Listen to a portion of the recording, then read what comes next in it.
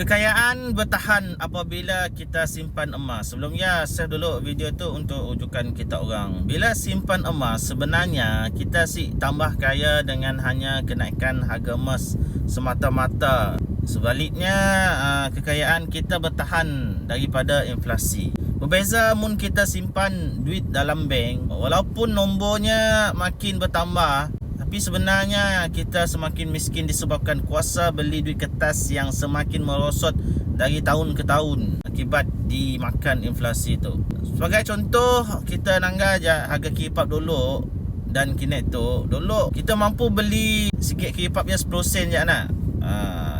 Tapi dengan 10 dulu ya, hari tu dah dapat beli lagi. Nampak walaupun nombor kekal 10 sen, tapi kuasa beli kiripap ya dah kurang. Hakikatnya kita tu tertipu dengan nombor je.